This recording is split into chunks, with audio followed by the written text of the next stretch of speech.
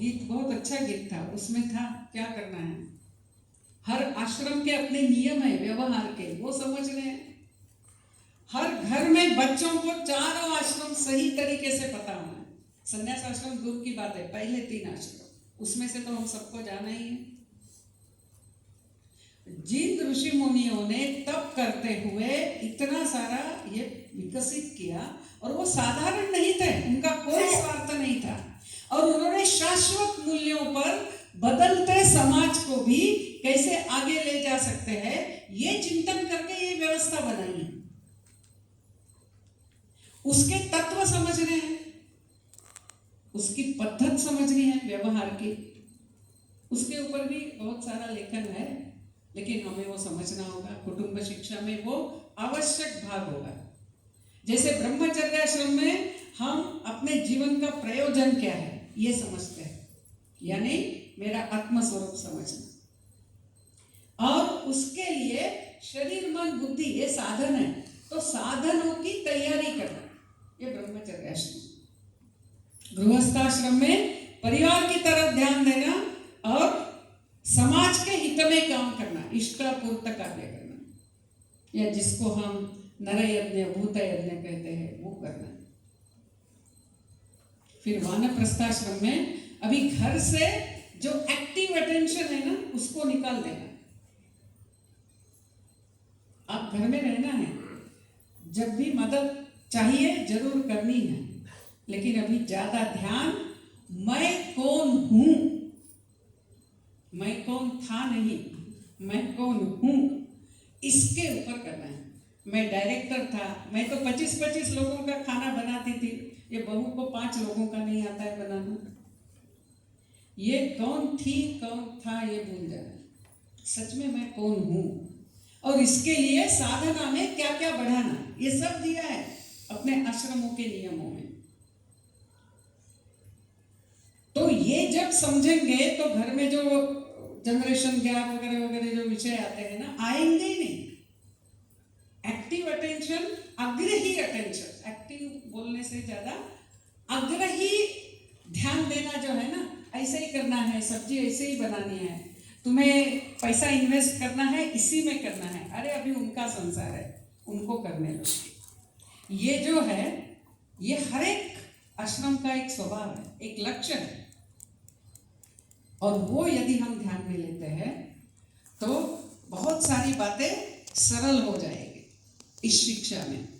और आप देखिए अभी वानप्रस्थाश्रम में उनका जो अनुभव है, अभी जो समय उपलब्ध है, वो उन्होंने समाज हित में लगाना है, और मैं कौन हूं या ईश्वर की तरफ ध्यान देना है। तो ये जो अखंड मंडलाकारम है ना, हम देखते हैं 4 आश्रम में कैसा विकसित होता है। संन्यासाश्रम की बात हम अभी नहीं करेंगे।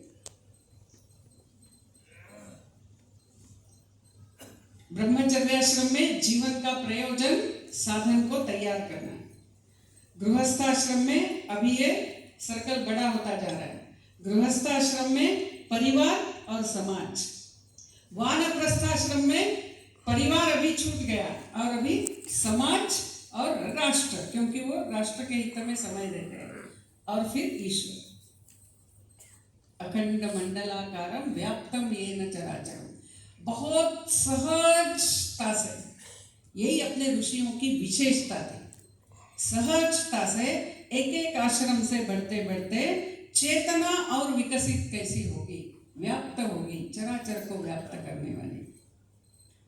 तो ये भी हमारे घरों में सबको पता होना है, जिस भी आश्रम की अवस्था में जो भी घर का व्यक्ति है, उसको उस आश्रम का प्रयोजन, आश्रम की पद्धति, उसके अनुसार जीवन। तो ये संस्कार क्षम में बहुत सारी बातें तो हमें पता ही है, लेकिन हमारे ऋषि मुनियों ने जो चिंतन किया उसको आज के काल की जो समस्याएं हैं उसको ध्यान में लेते हुए उसका पालन करना, ये हम सबके सामने का एक चुनौती है। तत्व तो शाश्वत है, सनातन है, लेकिन युग के अनुसार हमें उनको बदलना है। इसलिए संस्कार क्षम और पांचवा है समाज धारणा, या वो परिवार कुटुंब कैसा होना है, समाज धारक, यानी समाज की धारणा करने वाला। परिवार समाज से जुड़ा है और समाज परिवार का विस्तृत रूप है। यदि हम विस्तृत रूप का ध्यान नहीं देते हैं तो जो छोटी इकाई है वो भी रह नहीं सकती है।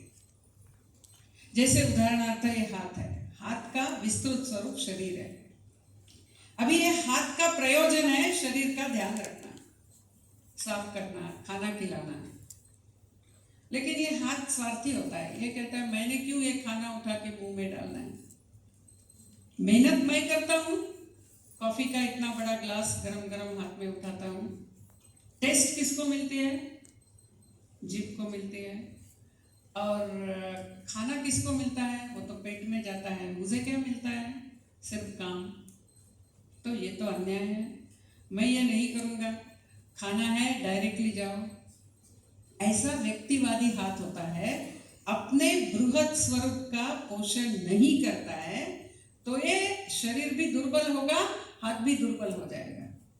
जितने परिवार सिर्फ स्वयं के लिए जिएंगे, उनका जो बृहद रूप समाज है, समाज के हित में काम नहीं करेंगे, समाज ये उदासीन हो जाएगा, ये इंडिफरेंट हो जाएगा, ये संस्कारहीन हो जाएगा, संवेदनाहीन हो जाएगा। और हमारे बच्चे जो इस समाज में जाते हैं, पढ़ते हैं, खेलते हैं, विवाह करेंगे, उनको उस प्रकार से ये सारे समस्याओं का